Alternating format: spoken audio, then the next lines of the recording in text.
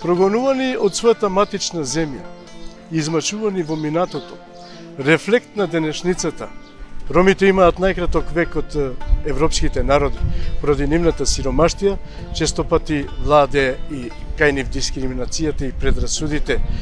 Ромите од секогаш стануваат лојални на својата матична држава, таму каде што живеат. Тие никогаш не војувале, нити сакаат да војуваат против некого. Ромите од секогаш биле миролюбив народ. Благодарение на плурализмот во ова општество, ромите стануваат од ден на ден све поуспешни и поуспешни, со тоа што го заземаат патот на успехот, спроведувајќи го преку образовниот процес. Тие денес во нашата држава, а и во другите европски држави, стануваат пратеници, стануваат министри, стануваат советници на кабинети, стануваат на високи и завидни позиции. Токму затоа и оваа емисија е посветена на високо образованите роми. Ние со оваа емисија сакаме да прикажеме на сите вас и да ви дадеме мотив да бидете и вие дел како овие високо образовани роми. Токму овие млади лица се пример и мотив за идните генерации, особено од ромската припадност. Токму тие ги фаќаме денеска во нашите емисии и ќе разговараме за нивната страна од животот од сосема друг агол. Ве покануваме да гледате емисијата Сторија на успешните роми.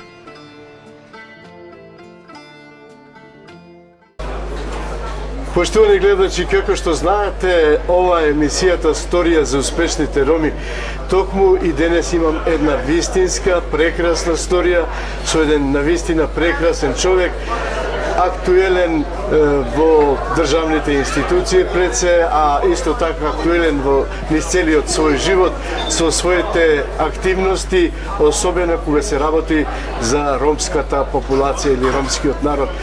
Овој човек, како што јас лично го знам, од своите млади години е активиста на многу невладини организации, со тоа им помогнал секогаш на гошливите проблеми на ромите.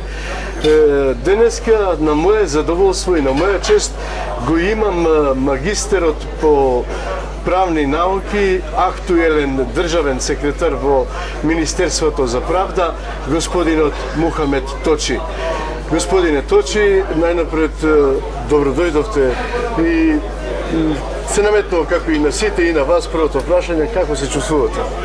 Прво, навистина ми представуваше и задоволство и за уши и за душа да слушнам толку убави зборови кои што некој навистина ретко ги слуша, а му се потребни некогаш на човекот. Ти благодарам за поканата, благодарам на телевизијата за почита и за поканата кој што имам прилика да зборувам за она на кој што можда многумина поминале, ама е убаво да го споделиме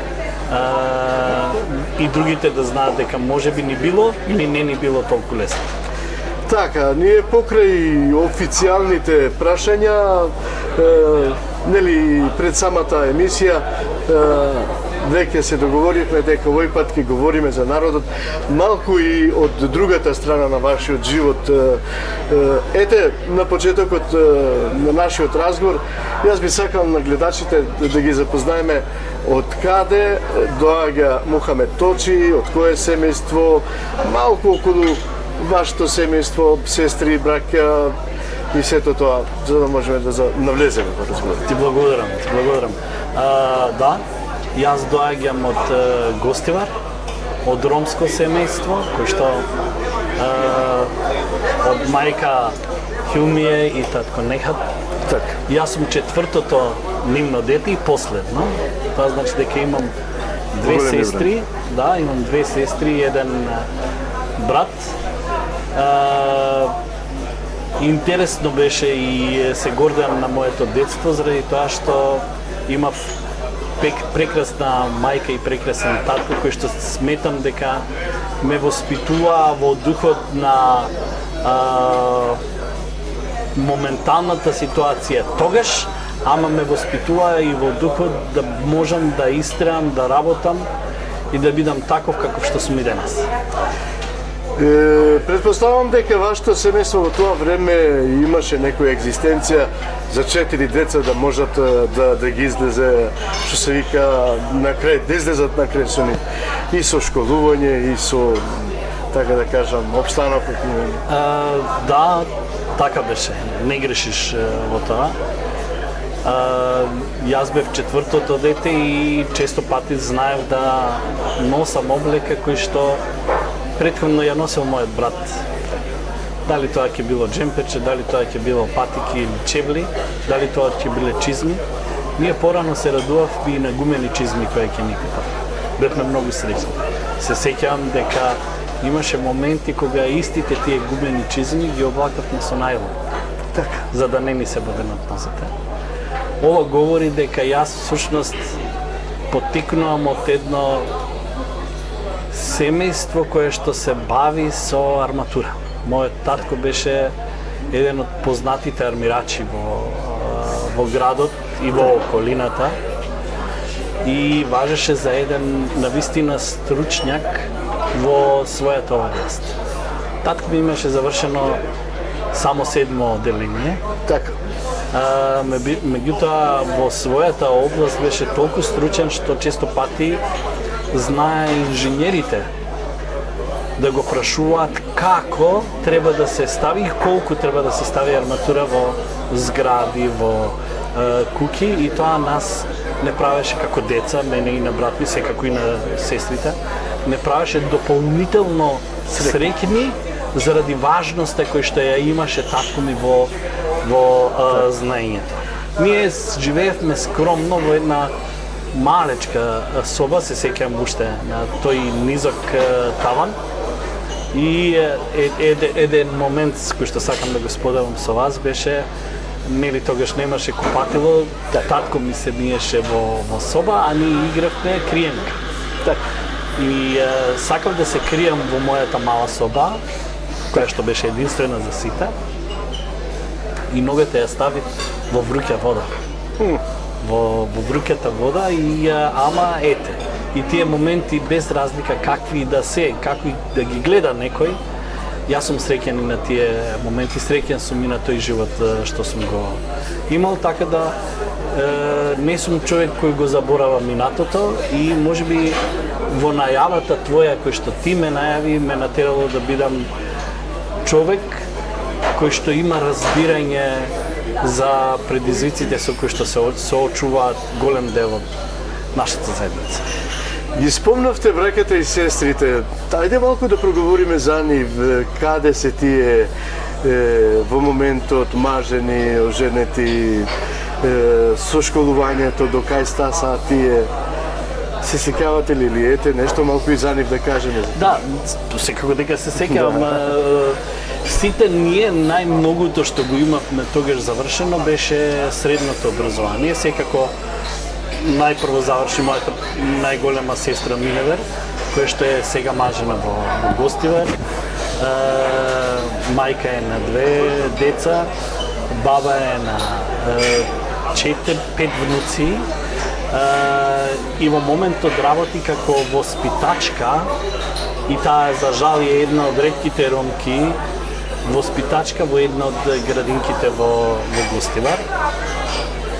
Втората сестра е мажена во Скопје. Исто и таа работи во градинка како педагог во градинката во Шутово Ризари, 8 септември чинам дека се вика. И горд сум на нивните успеси кои што ги прават. Горд сум заради тоа што посебно поголемата сестра е толку многу заљубена во својата работа. Доста креативни работи ги прави кои што носат успех и за неизе, и за градинката, секако и за нас како дел од тоа семејство ме прави посебно горд.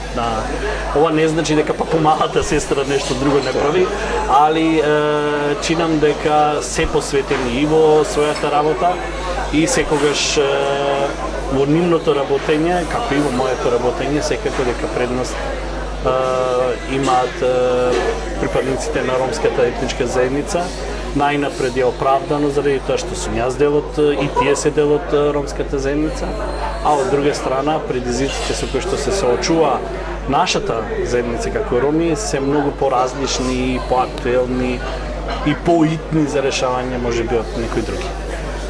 Не го спомнавме братот, предпоставувам дека Братот го изумивме. продолжува, да, во право си братот го продолжува занатот со арматура и тој па еден од во денешното време тој е еден од поактуелните армирачи. Отиде многу понапред од татко ми, така да сега еве ќе речите можеби сме ромите вакви или такви, ама тој е еден од ретките армирачи кои што знаат да читаат план. Да, значи знаат да читаат план во градежништвото читањето на план е посебно тешко заради тоа што ако не знаеш да го читаш планот, тогаш нема да знаеш колку арматура, колку железо да ставиш во конкретното место и тој е еден од Ако ништо кој што има друго, научено. го има Своето наследството од па татко? да, и го има и наследството од татко ми, меѓутоа секако тој работеше и во Германија доста време. Денес работи во Гостивар и во подрачјето на Гостиварско и задоволство е и со него да се дружиш, иако по карактер сме малце поразлични. Така. Тој малце е така по-нервозен за разлика од Импулсивен. мене. Па да, е импулсивен, ама сепак е мој брат и јас исто така се гордеам со неговите мајсторски вештини кои што само тој ги има. Кога сме веќе кај детството, уште накратко околу тоа, ви фалили љубовта на вашите родители, на вашите на вашиот брат, сестри? Дали и понатаму ја гаите истата љубов со нив? Да, секако. Мајка ми е почината пред 2 и нешто години, татко ми почина сега во јануар месец. Се уште ги живееме спомените кои што сме ги имали, недостатокот е најдобро знае тој што ги нема, ова е само препорака тој што ги има навистина да посвети внимание кон родителите, затоа што еден ден кога ќе ги немаш ќе разбереш дека губиш две важни потпори. Јас сум сега во таква ситуација, ама поради тоа што сум најверојатно најмал од сите 4 деца, повторно потпорите ми се моите сестри и мојот брат. Често пати знаеме и да се слушнеме и да разговараме и да немаме исти мислења, меѓутоа во ниеден случај не ги расипуваме фамилиарните односи и тоа е многу важно да ги гаиш фамилиарните односи, да ти бидат потпора во животот и во приватниот и во деловниот. Така, ајде сега да се навратиме на она што нели сите ние како деца го доживеавме. Пораснавте веќе 7 години, се спремате за основното образование и сега основно образование предпоставувам во мултиетничка средина. Таму сте ром, влегувате во една средина каде што нели не знаете никого. Дали се сеќавате на тие моменти? Какви ви беа првите импресии од вашето основно образование? Јас се сеќавам во основното образование всушност ми беше малце полесно заради тоа што јас одев во забавиште. Не градинка, туку забавиште. Во забавиште важев од еден од децата кој што често знаеше да кажува песнички и да бидам главен на приредбите кога ги дававме по различни настани. И кога почнавме основно, поголемиот дел од првооделенците бевме всушност истите деца кои што бевме во забавиште. Да, тогаш ја запознав новата учителка во основното училиште, Катица се викаше Катица. Чинам дека сега веќе покојна. А за Белата во тогашно време беше да учителката ми беше комшивка. и секогаш сумнивал каде ќе се движам, што ќе направам за да не ме види учителката. Меѓутоа Имавте некои привилегии во тоа време? не, немав привилегии, ама таа ми беше, иако беше доволно строга, таа ми беше втора мајка. Често пати заради тоа што баш ја сакав и ја почитував како втора мајка, се сеќавам, нели тогаш јадевме сите на иста софра, го чекавме татко ми да дојде на работа и кога ќе дојдеше татко ми, често пати сакаше да ме зафркава на основа на учителката и ќе ми зборуваше, се шегуваше, се разбира, да ми зборува лошо за учителката, а јас плачев заради тоа што ми зборуваше. Ја бранев и плачев. Значи, видите колкава била љубовта тогаш, колкава била љубовта кон учителката. Пак ќе речам, она беше релативно строга и во предавањето, и во односот, меѓутоа, може би имала намера да не направи луѓе како што сме ние денес. Не велам дека помладата генерација, не сакам да давам констатација за помладата генерација, ама тогаш имаше едно ниво и на образование и на воспитување. Сега мислам дека го имаме поголемиот дел, дискутабилно е колку е образование, ама воспитување речиси да го немаме.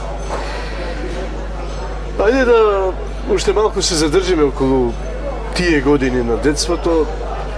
Се знае, секој дете сака да игра во тоа време. Играта му е придружник во неговиот живот.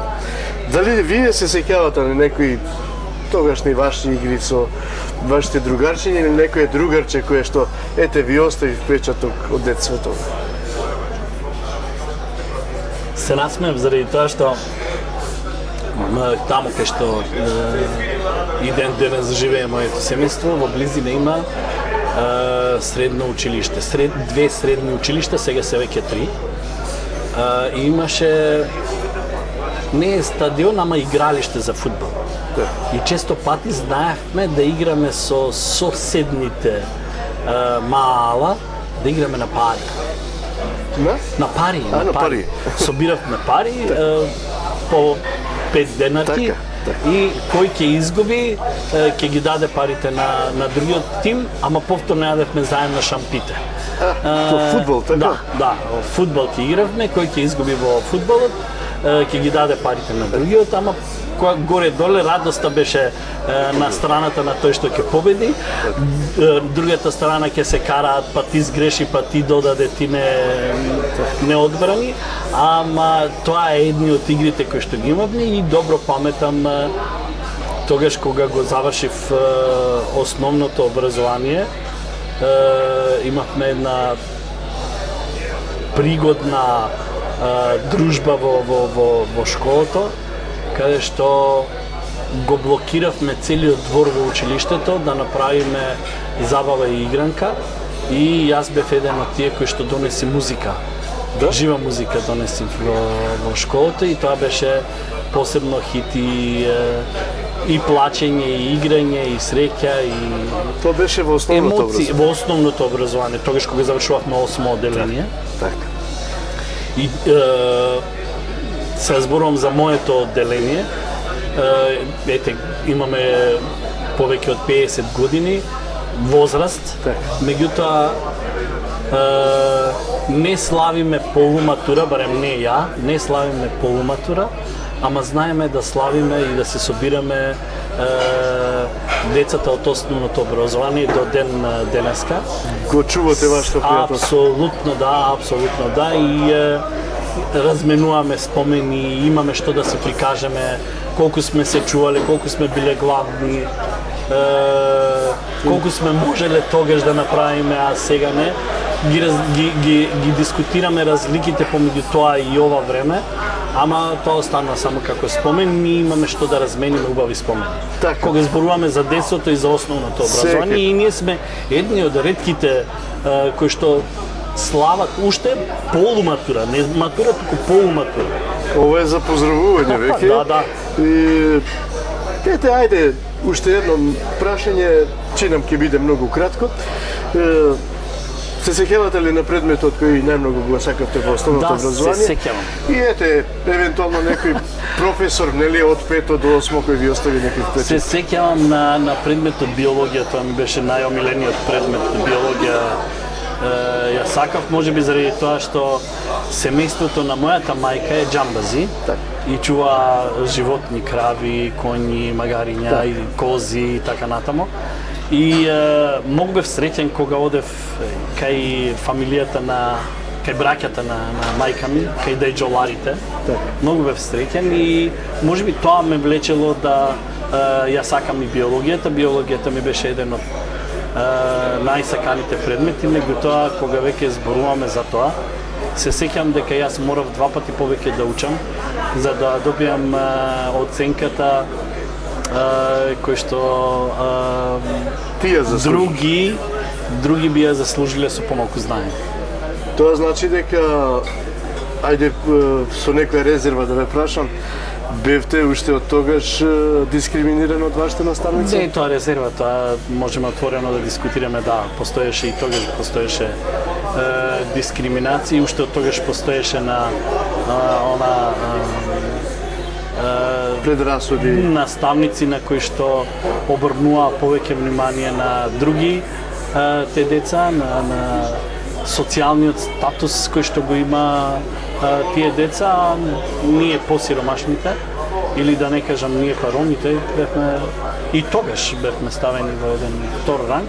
Меѓутоа, можеби како деца не сме обрнувале толку внимание, ама од денешна перспектива, која ќе видиш дека тие деца завршиле негде на некое друго место, а ти си завршил тамо кај што си денес, те прави горд и си од друга страна си им благодарен можеби што ти го правеле тоа намерно или ненамерно. И јас секогаш сум гаел и во основно образование сум гаел добри односи со наставниците. Не сум бил, за разлика од брат ми, не сум бил дете кој што ќе се кара и бунтовен, ама го памтам тоа дека за биологија морав да учам 2 пати повеќе. Впрочем, ете, може би негативно од страната на тие професори позиција, меѓутоа за вас една голема сатисфакција да дојдете на оно што денеска сте. Апсолутно. Ајде да проговориме нешто за вашето средно образование. Се запишувате во средно образование, каде се одлучувате и дали некој ви помага околу идејата за тоа средно образование да се запишете? Може би ми помогна, може би ми одна. Јас кога бев во основно образование, сонував да бидам ветеринар, сакав да бидам ветеринар.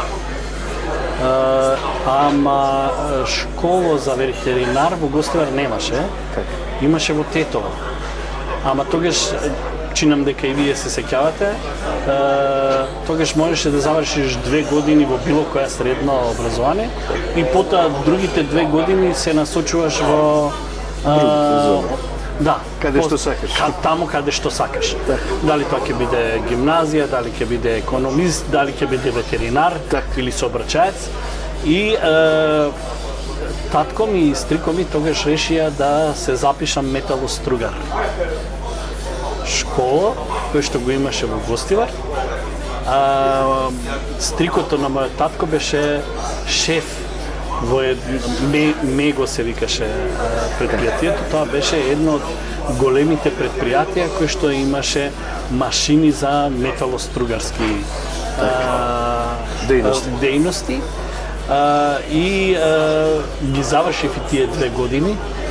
И викам сега татко, па вика, ај продолжи да бидеш металостругар, аџо ти е тамо шеф, ќе го завршиш образованието и веднаш ќе влезеш на работа. И искрено ти кажам, го послушав гледајќи низ призмата на сиромаштијата и низ призмата на иднината. Меѓутоа, кога го завршив средното образование, Мего веќе беше затворено и се работите малце отида поинаку. И љубов како љубов, нели, затоа сме барем малце по-одвоени. Тоа е и наредното прашање мое. Да. Сакав да ве прашам, нели, средно образование, како и секој млад човек, вообичаено кај нас ромите, нели, детето завршува средно образование и ајде веќе да го подготвуваме за брак.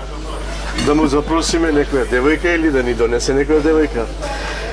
Дали се сеќавате на вашата прва љубов? Се сеќавам. Се сеќавам. Мојата прва љубов беше свесно избрана личност кој што можеби помалку ја сакав, ама сакав да не знам како ќе звучи во јавноста, слободно повелете. ама сакав да добиам искуство. Така.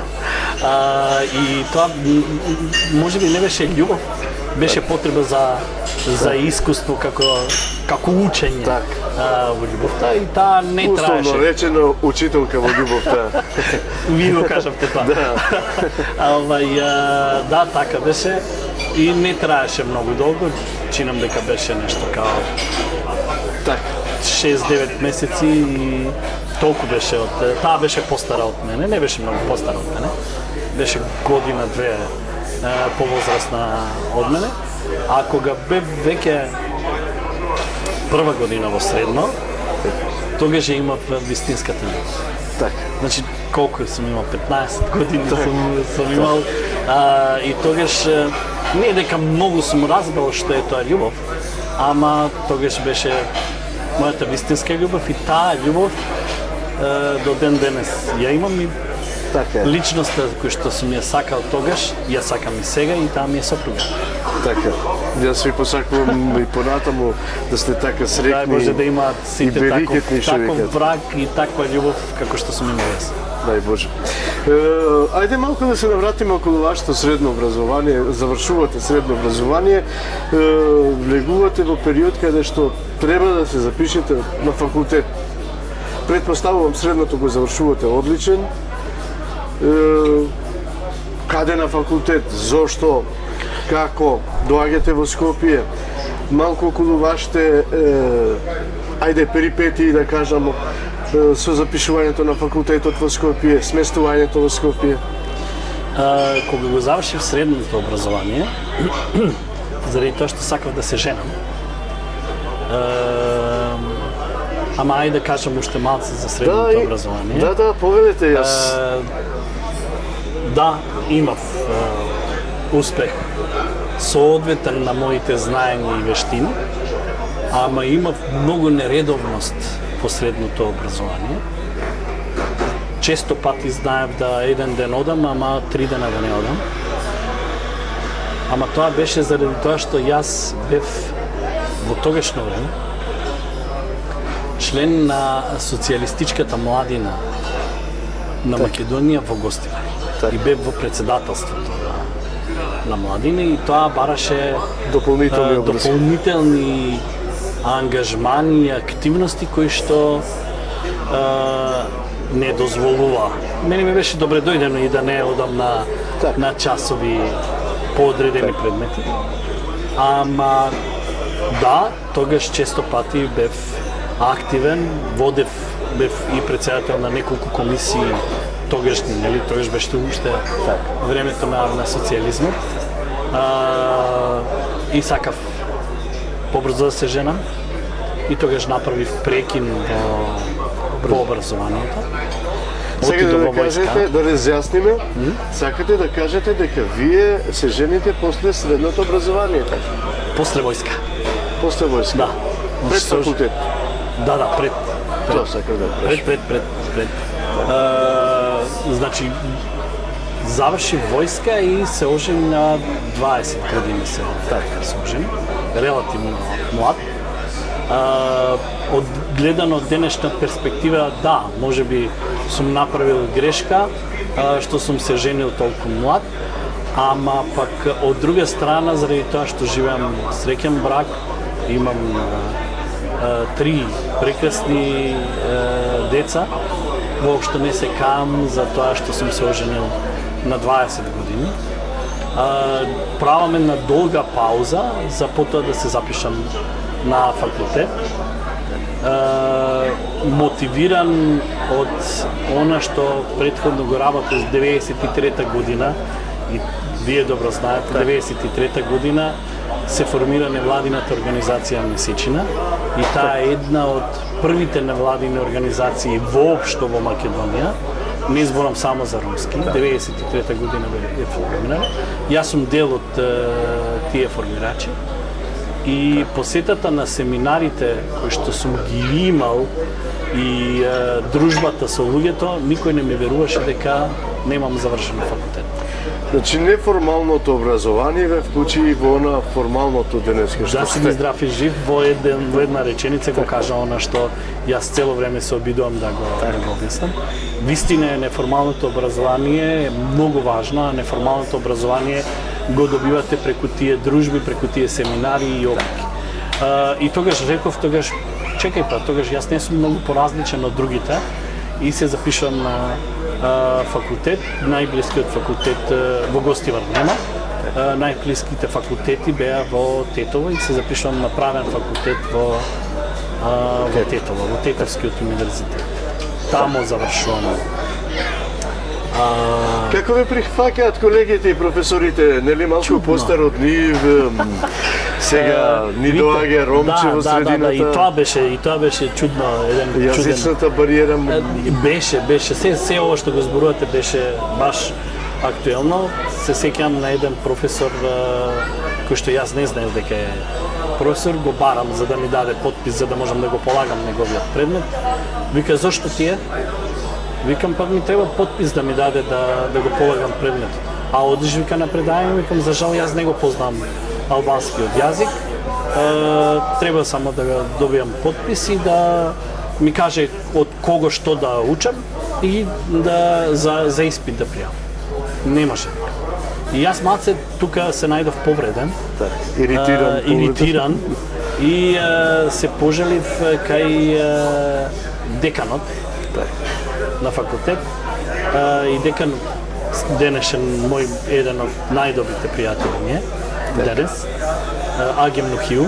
Да, секако. Го знаете. Да, тоа е звучно име во Македонија. Да, беше министер за внатрешни работи, беше заменик министер за правда, заедно работевме. Ете да го поздравиме во овој случај. Да, го поздравуваме. Секако денес е тој заменик министер за образование и ми кажа не се секирај, ќе го средам јас. Тоа беше професорот. Отпосле разбрав. Да, вистински го среди и со тој професор денес сме добри пријатели. Неблагодарно е да ги спомнам имињата, ама сакам да кажам дека да, и тогаш имавме предизвици и најинтересно ми беше кога ме прозиваа за да влезам на испит, јас преземам Точи, ама тие ме викаат Тачи. Тачи, да. И секој сум ги молил, ве молам, немојте да ме викате Тачи, јас сум Точи. Влегував на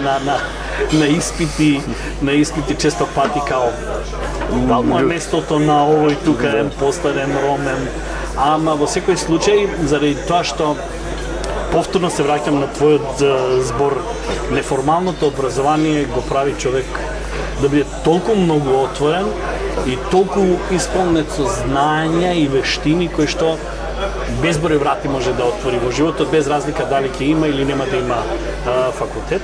Ја и тамо бев активен со невладината организација Месечина. Тогаш беше актуелно темата на дискриминација, а ние имавме тогаш проекти кои што се врзуваат со таа тема. Мојата намера беше да влеземе и во факултетите да зборуваме за дискриминација, заради тоа што посебно во правните факултети, заради тоа што не знаеш па кој од тие студенти утре може да биде судија или може да биде јавен обвинител или може да биде во некоја институција каде што ќе се соочи со такви работи и тогаш исто така заедно со деканот имавме напишано една книга као коавтори. Ден денеска имам таа книга преведена на македонски на албански, поврзана со темата дискриминација. Тогаш станувам видлив и за другите професори и ми беше малце полесната работата, меѓутоа знаењето во секој случај го бара. Ми е интересен еден предмет кога го полагав уставно право. Поради тоа што тестот оди на албански, доаѓаат кај мене, ми ги преведуваат прашањата и почнам да пишувам. Меѓутоа професорката од катедрата цело време ме гледа дека јас пишувам без прекин уставно право и се посомнева и дојде кај мене и вика дај ми го индексот. И го давам индексот и се проверува дали во индексот имам ливчиња. И беше чудно како се јас толку да знам без прекин да се мислиш да се, па ми го дигна листот, па ми проверуваше и на крајот кога го завршив и јас бев задоволен и задоволен и изненаден, пошто многу студенти паѓа, тоа е еден од потешките предмети уставно право, да се барав горе да видам дали имам шеска или седмица, ама се најдов доле и имав деветка. Имав деветка, сите деца као бев тогаш еден од као браво за положение. Кога отидов да земам оценка, тогаш беше и мојот пријател Агим Нухил, беше тогаш декан, беа во иста канцеларија, во моментот кој ја земав оценката и ме праша што добив. Вика, точи што добив ти пред професорката? Му викам деветка добив по предметот. Вика, добро ти честитам и пред да влезам јас праеле веќе муабет за вас. За мене, колку сум ја активен во граѓанскиот сектор и таа си ја раскажала приказната како сум се однесувал за време на испитот и рече заради атер на деканот и заради моето пријатно изненадување ја преиначувам деветката во десетка и јас бев уште погорд и уште посреќен, ама значи имаше и предизвици кои што те разочаруваат, ама имаш и предизвици кои што те прават среќен и горд да го продолжиш образованието. Нигдека не е лесно, значи ете малце ретроспектива да направиме како потекнувам од сиромашно семејство, а стигнуваш до факултет. Само треба упорност кај нашите роми, за да може да стигнат до онаму до кај што јас сум стигнал. Јас не сум најпаметниот ром, тоа е факт. Меѓутоа, ако јас сум можел од едно многу сиромашно семејство и традиционално, може би е лош зборот, ама ајде ќе го употребам, традиционално рано да се оженам и имав деца, го завршив факултетот и ја бев многу среќен и заблагодарен на поддршката што ја имав од мојот пријател Агим Нухил и однесив поклон во знак на благодарност на Агим Нухи и тој ме рече, чекај, зошто, што е работата? Реков, овде застанувам јас. Иде, седни. Што? Не можеш ти да застанеш овде. Викам, слушај, професоре, нас, ромите, ни и ова доволно. Доволно го отворам патот да можат и другите, вклучително и моите деца да одат и на факултет и понатаму. Не можеме. Ти знаеш ли со кого се дружеше? Мислиш ли дека тој се попаметни од тебе да одат на магистерски, а ти да не одиш? И така разговаравме, ме караше едно саат време и ме убеди дека всушност јас имам и можам да го продолжам образованието, да продолжам со магистерски студии и јас сум му неизмерно благодарен, всушност магистерските студии ги имам како Поттик од негова страна. Поттик и заслуга од негова страна. Всушност, слушајќи ве како разговарате, вие бевте и многу самоуверен во вашиот живот.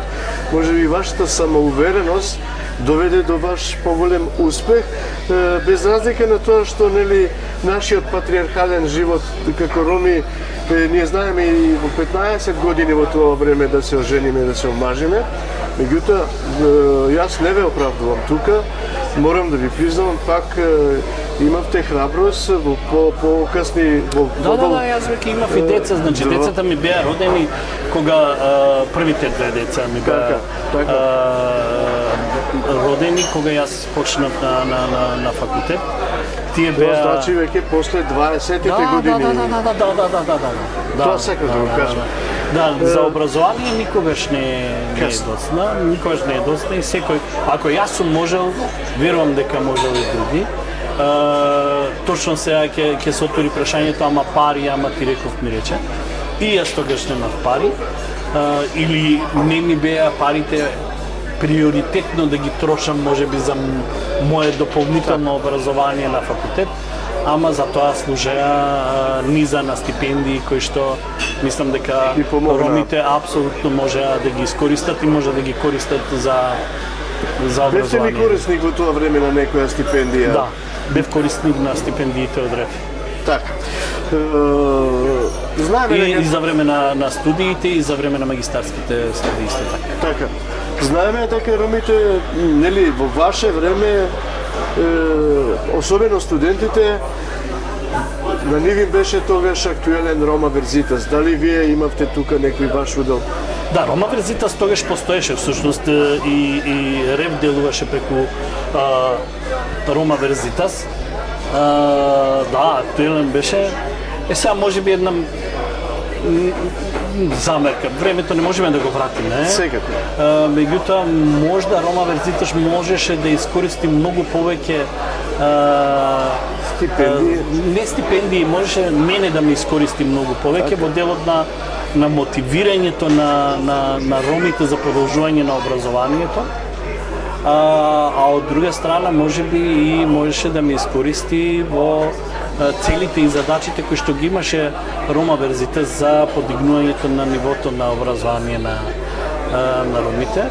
Ама пак ќе речам, добро си ја вршеа работата, ние не можеме времето сега да го вратиме. Така. Секогаш можело и подобро. Јас чинам дека не бев доволно искористен како човеков капацитет кој што стоеше на располагање на Рома Верзитас, не заради ништо друго, него заради тоа што ако користиш пари од некого, а тоа беше РЕФ, фер е и многу е логично да чувствуваш борж, долг кон некој што ти дава, а јас чувствував борж и долг кон заедницата на ромите, заради тоа што и јас сум дел од таа ромска заедница и јас сум дел од оние кои што користеле пари за стипендирање на роми. Меѓутоа, може би тогаш сум го пропуштил или недоволно ме искористиле како капацитет, ама денес давам се од себе за да можам да го направам она што можам да го направам. Околу тоа сакам да ја прашам. Може би го пропуштив делот на кој веќе зборуваме за образование. Да. Јас запишав и докторски студии, Така. после бев само охрабрен дека навистина можам и имав запишано докторски студии, меѓутоа ги застанав после положени 3 испита од докторските студии. Застанав заради тоа што сакав да дадам предност на моите деца кои што тие стигнаа до факултет и реков полека и искрен да бидам, финансите беа во прашање, пошто магистарските студии се едно и се поевтини за разлика од докторските студии кои што беше релативно скапо за мене. Се надевам дека ќе достигнеме и до врвот на она што вие го посакувате. Иншалла. Точи, спомнавте дека им должите на народот, особено на ромскиот народ. Ајде малку да се подсетиме на она што вие како активиста во невладината организација Месечина чинам, тогаш многу добро се познававме, нели јас по медиуми ве сретнував насекаде. Работевте доста, особено на проекти кои што денеска ромите веќе не се соочуваат со проблеми како што се проблем со дискриминација, проблем со невалидни документи, проблем кој што јас сете не го знам. Може сега да ни ги објасните, да речам, што се проекти ги имате направено како успешни во таа ваша невладина организација, со кои ромите денеска на нив им е полесен животот? Видите, често пати припадниците на ромската етничка заедница и од гостивари и пошироко ќе прашат, па што вие невладините организации имате направено? И се е тешко, навистина е тешко да објасниш. Меѓутоа, ако земеш во предвид дека во 94-та година роми, студенти, можевме да ги изброиме на прсти. Во денешницата ние имаме стотици студенти кои што завршиле и кои што ни се во различни факултети. Ова е апсолутно резултат на граѓанските, на невладините организации, вклучително и на организацијата во која што сум бил јас. Зошто? Заради тоа што ние сме работеле низа на трибини, семинари, обуки и на родители, и на деца, и на наставници, за да кажеме дека ако на ромите им се даде шанса, дека тие можат да бидат успешни и во делот на образование. И тогаш ние почнавме првите ваучер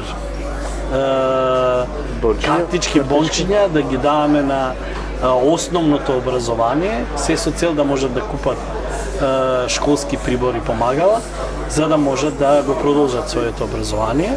Тоа го направивме потоа и во средното образование,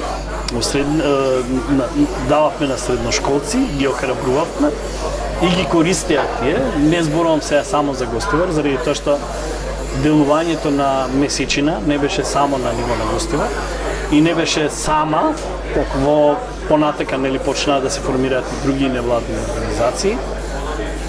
И сето тоа од денешна перспектива те прави горд дека си вложил во заедницата. Секако дека ние гласно зборувавме за вработувањето на роми. Јас не велам ниту за образованието, ниту за вработувањето да кажам, да, доволно не има. Не, можеме. Уште повеќе да се образуваме, да, можеме и да, или е потребно да имаме поголем процент на вработени во институциите кои што треба да го третираат, меѓу другото, и прашањето на заедницата на роми. Работевме и на женските права, правата на жената ромка, и тоа беше еден од успесите кои што ние ги правевме како граѓанска организација. Формиравме мрежи кои што до ден денес тие мрежи функционираат. Направивме чекор напред, каде што ако ромите се соочат со некаков предизвик, да има каде да си ги кажат своите маки. Порано и од шалтери, и од секдека ќе не брка, ама немавме кај да одиме. Сега ги имаме невладините организации кои што стојат зад тебе, за да ги оствариш правата кои што по закон ти следува. Мислите ли дека во тоа време како невладин сектор вие бевте зачеток на невладините организации, слободно тоа можам да го кажам, направивте и сузбивање, разбивање на тие стереотипи, на тие бариери околу ромската популација со другите сограѓани во државата? Ја претпоставам дека ти се случило и тебе. Да. Знаеш, често пати другите ќе речат во твое присуство, во мое се случило, нешто ќе се направи циганска работа. Така. И се прават свесни и ама ова тоа не важи за тебе. Да, работивме и ден денес работам на тој дел на сузбивањето на предрасудите и стереотипите, меѓутоа искрени да бидеме, тоа не зависи од никој друг, освен од нас само. Како ние ќе го покажеме примерот, така и ќе не перцепираат. Каков треба да ни биде примерот како роми? Вие сте правник, вие сте државен секретар во државата. Јас не зборам од аспект на закони, туку зборам од аспект на карактер на животот. Така, живот. Ме разбираш? Во секој случај, нели на почетокот така и почнавме, јас потекнувам од релативно сиромашно семејство. Меѓутоа, ниту одев да просам, ниту крадев, се обидувавме ја и нашето семејство, него благодарејќи на татко ми, да живееме поштено и да заработуваме поштено. Така. Значи, ако ние сме можеле, може секој. Така е. Не е оправдување, ама нема работа. Не е оправдување. Кога ќе се пуштиш во криминални дејанија, немаш оправдување. Не секам да свртам сега топката, ама тие заради тоа што немале, заради тоа што бил притиснат, заради тоа што бил болен, сето тоа е само еден вид оправдување, не е оправдување. Мислите ли дека токму околу ова сега што го зборија? И сакав да споменам, значи, дел од културата во кој што ние надвор не сме сами. Надвор не окружуваат и други етнички заедници. Таа е таа перцепција. Е са начинот на кој што си облечен, не можеш да бидеш во костюм. И јас не бев во костюм, нели спомнав дека се радувавме кога мајка ми и татко ми ќе ми купеа гумени чизми. Се радував дека ќе ги носев, ама и тоа те прави човек ако истите бидат чисти, уредно ги носиш, не си прљав. Вода има на секаде. Али што можеш да, ако немам, ќе позајмам. Има Црвен крст, има други институции кои што ти даваат облека за да изгледаш малце поинаку, а да не зборувам за односот на и културното однесување на нас, не само на ромите, општо зборам. Тоа те прави да го перцепираш човека, а човекот ако припаѓа кон таа етничка заедница, такви предрасуди и стереотипи имаш кон сите. За жал, ние луѓето не правиме разлика помеѓу единка и припадност на цела етничка заедница. Значи, ако јас лажам или крадам, не знаеш дека сите роми лажат и крадат. Секако, па баш околу тоа сакав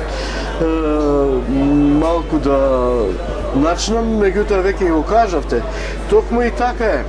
Перцепцијата ја ствараме ние самите како народ, особено поединци кои што нели се однесуваат така како што веќе ги напоменавте, без разлика да нели другите наши сограѓани го раздвојуваат тоа, да направат една друга гледка околу и останатиот народ, ромски народ кој што живее во случајот како вас, сега вие сте високо образован ром, има уште такви како вас многу роми кои што нели не се сите како што се тие на улица питачи, просјаци, чистачи, нас такви да не ги набрам. Јас секојаш истото го зборам, значи ромите ти се една специфична заедница кој што да, фино кажав, една специфична заедница која што очекува да му се даде, да му се пружи можност. Так. Ние не сме лош народ. Так. Ние никогаш не сме биле поттикнувачи за војни, поттикнувачи за немири, Не, напротив. Ние сакаме да живееме во мир, спокој и да ни се даде шанса да докажеме дека еднакво можеме да придонесеме за развој на општеството во кој пак сите заедно живееме. Так. Еве примерот со вас. Так. Значи, ако вие сте успешен новинар, значи треба да се даде шанса за да се докаже дека без разлика што сте ром, вие можете да бидете успешен новинар. Без разлика што сум ром, јас можам да бидам успешен државен секретар. Без разлика што е ромка, ама може да биде успешна парламентарка, зборувам се за Љаков Рашиковски. Ариф Пини, еден од ретките доктори. Така. Дадено, значи нам ни е потребно некој да не ни ја украде шансата. Секако. Нам ни е потребно некој да ни даде на вистина шанса да можеме да се докажеме. Да не ни стојат на патот на успехот. Мислите ли дека ете сега помладата генерација има поголем замав околу студирањето, околу зафаќањето на повеќе места во сите институции на факултетите? И дали мислите дека е доволен бројот во државата, во државните институции на ромите? Не е доволен, почнувам од последното, не е доволен бројот на роми во државните институции. Државните институции имаат задача да примаат уште поголем број на роми, посебно во раководни функции. И јас не сум горд, и тоа не ме прави горд, да бидам само еден и единствен државен секретар во целата влада и ме прави и горд, меѓутоа не и многу горд, заради тоа што сум првиот државен секретар во политичката историја на Македонија воопшто. Да.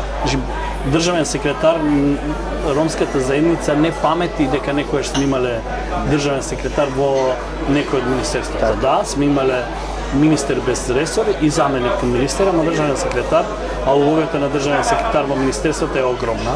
Можете ли малку да ни разјасните околу тоа? Да, огромна е. Државниот секретар во секоја институција е одговорен за сиот персонал кој што работи во таа државна институција и сите приклучни државни институции, управи и така натаму. Државниот секретар е во тесна соработка со министерот и ги креира и буџет и политики. Зависи од односот кој што го има, зашто министер како министер е функција, ама функцијата ја извршува личност и многу е зависно каков е карактерот на министерот, ама јас зборувам сега како е по закон. Така. Што е државен секретар и која му е улогата на државниот секретар.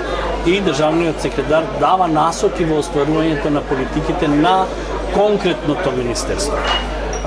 Државниот секретар и јас имам таа прилика да се среќава со најмалку еднаш неделно, да се среќава со сите државни секретари во сите од сите министерства и разговараат. Има еден филтер кој што генерален колегиум, тоа е генерален колегиум на сите државни секретари.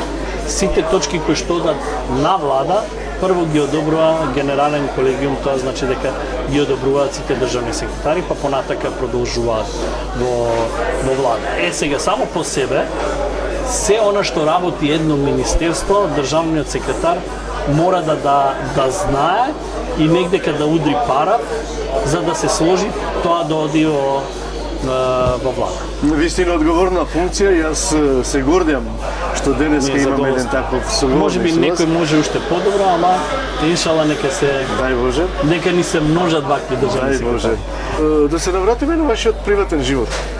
Ја спомнавте вашата сопруга. Ајде да се сетиме на тоа, как се сеќавате ли на моментите кога нели го склопивте бракот, како ви беше, дали живеевте заедно во заедница со вашите родители? Се сеќавам апсолутно на секој момент се сеќавам.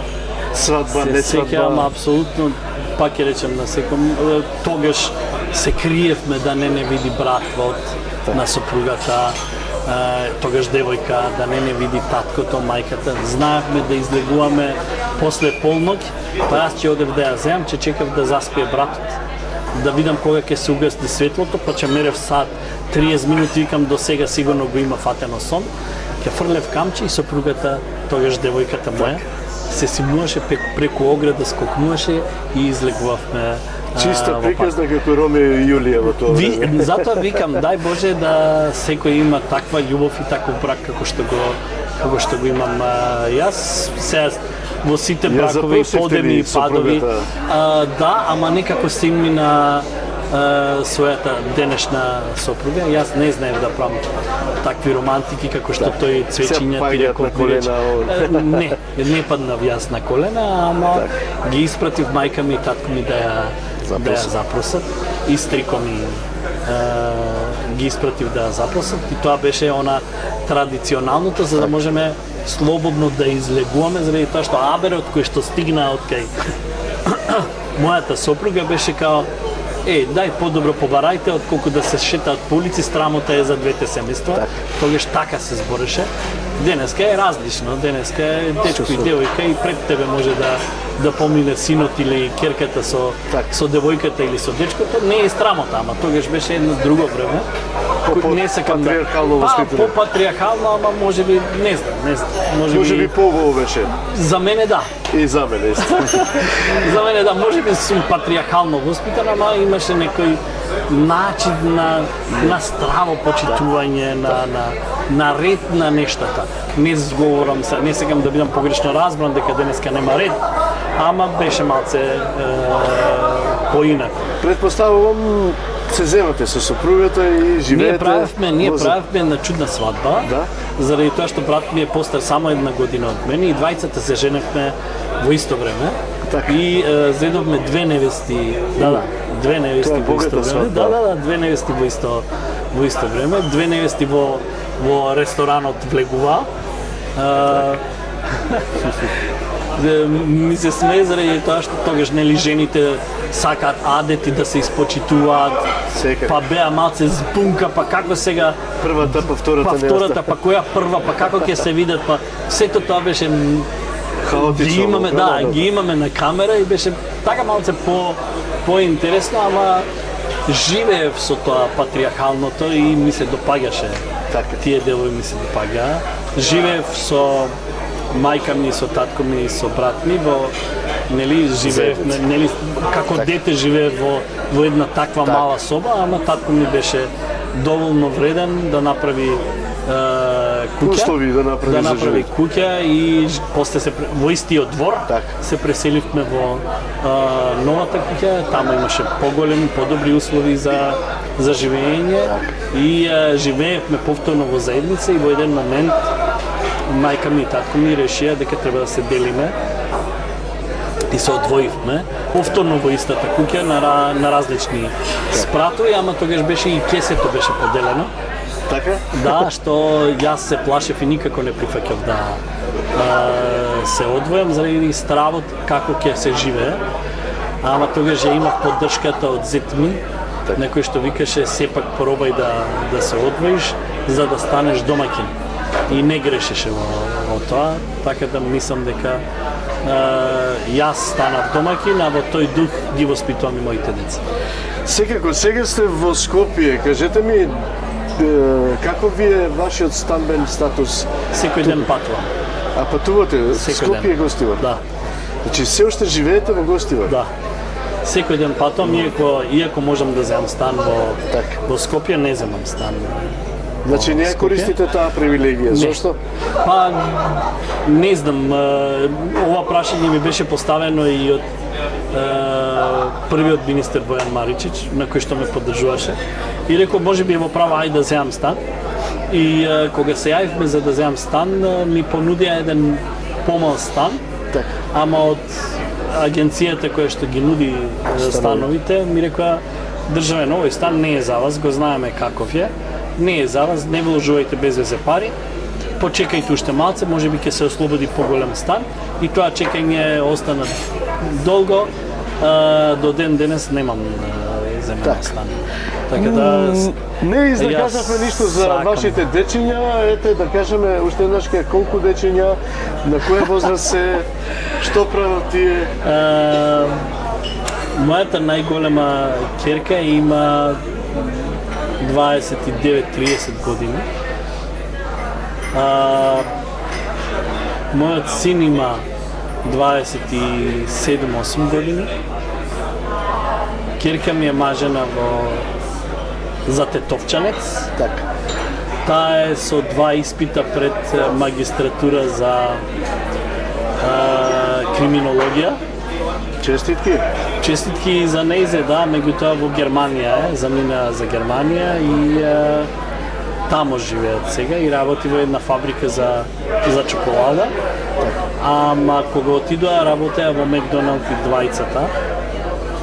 И не сум многу среќен што не ги заврши магистерските студии.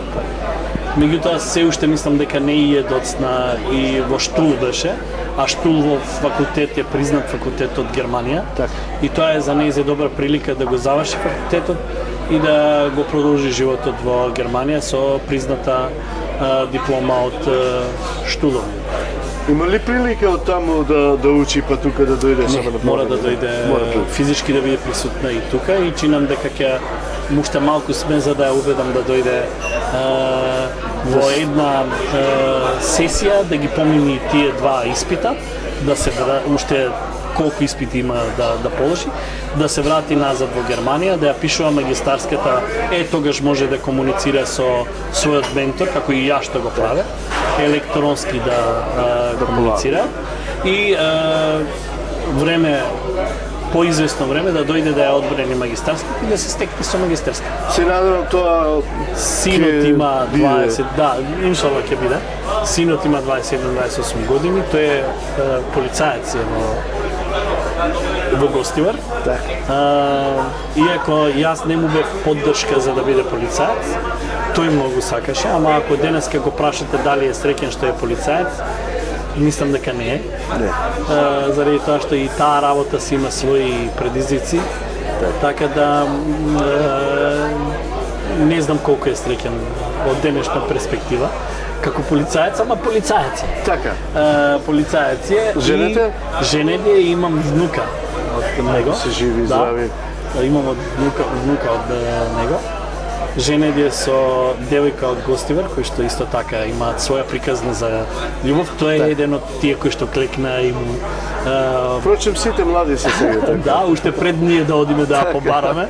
Уште пред ние да одиме да побараме, тој си ја побара за жена, но тоа е начинот на живење и на младите, апсолутно, и него му е убаво и нас ни е убаво и со него, и со снашката, и со внуката посебно. И имам уште една черка која што има 9 години. Разликата е огромна, ама така се договоривме со сопругата, тоа е намерно, не е ненамерно. Така се договоривме со сопругата да кога јас ќе завршам со магистарски студии, таа тогаш дипломираше, таа е дипломиран филолог по македонски јазик. Сопругата е дипломиран филолог по македонски јазик. Ете прилика да ја поздравам.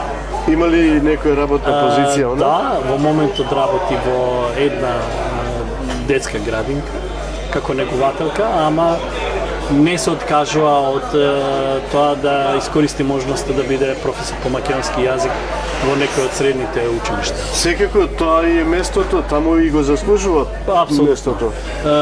Керката Амра има 9 години. Среќна е што минатата година учествуваше на Звездички, еден фестивал кој што го освои третото место за пеење и живее многу поразлично детство од оно што јас го раскажувам. Ама тоа е денешнината и нека ни се само здрави и живи и децата и внуците, па и ние заедно сме. Така. Ете да ја посакаме на Амра среќно и весело детство. И со тато уште малку ќе завршиме ние со разговорот, па ќе ги отпоздравиме после пак уште еднаш ка сите. Точи нешто што е скокотливо околу денешниот разговор. Дали Точи некогаш знаел да и помогне дома на сопругата, да речам, да сготви, да усисива, па не знам сега, ете и садови да мие. Да готвам, не знам многу, знаев да правам една летна манџа, ама ја заборавив више како се прави и престанам да правам. А за усисивање чинам дека пред една недела усисивав и тоа често пати ми се случува. Оној кој што го сакаш, ќе помагаш. Јас не го гледам тоа, не ја делам машка и женска работа, туку на оној кој што го сакаш мораш и да го чуваш. А за да го чуваш мораш и да му помагаш. Од таа гледна точка не ги делам на машки и женски работи. Жал ми е што не знам да кувам. Таа кува прекрасни јадења, затоа сум таков како што сум. Да, знам да и помогнам да усисивам. За садови, во денешно време секој од нас има машина за перење на садови, така да помагам во усисивањето и во средувањето на креветите. А другото не е заради тоа што не знам, не заради тоа што не сакам, туку заради тоа што не знам како се прави. Мислам дека пред 2 месеца имавме една кавга со сопругата, ми се смееше зошто прашав како се пушта машина за перење. Што се занесуваш, дека што ти е тебе тоа за важно, како машина за перење, викам зошто да некојаш да ти помага. Глеј си вика работа, да, глеј си ти вика работа, не ми се меше во таа работа, али да, секојаш и сакам и тогаш кога можам помагам во средувањето на заедничкиот дом. Тоа е заеднички дом. Секако. Баш ме радува. Точи што преферираш? Каква кујна најмногу сакаш? Сармата ми е најомилена јадење. И благодарејќи на мајка ми и на сестра ми Мерзада, втората сестра, сопругата исто така научи да прави прекрасни сарми.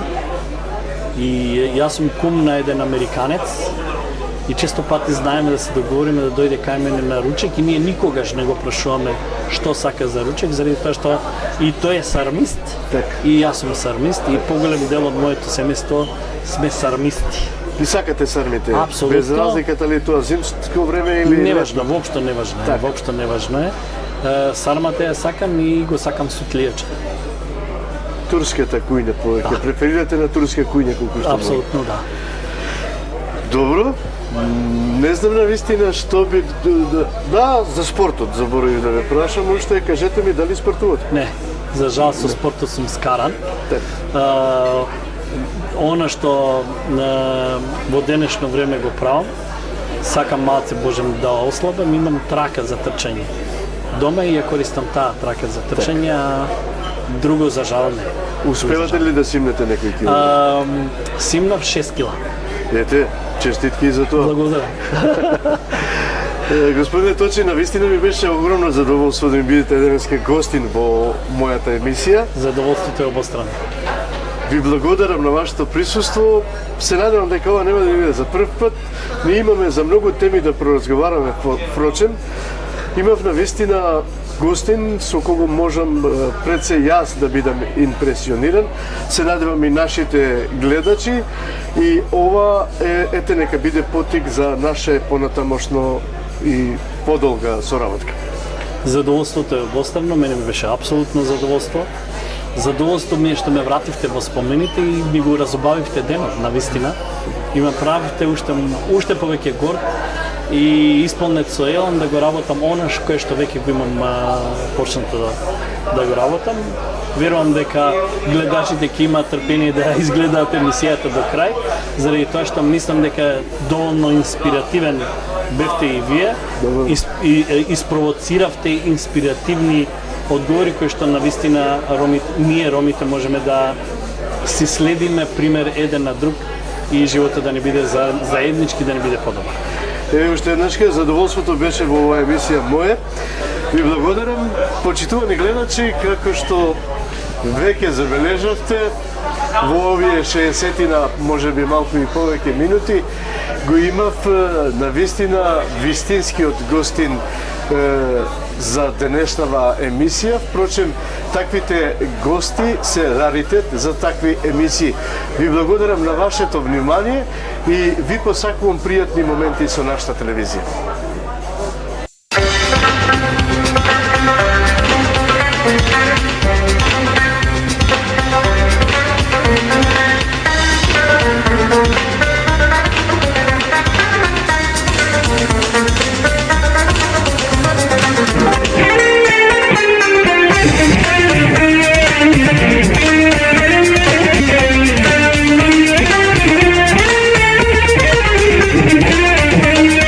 Thank you.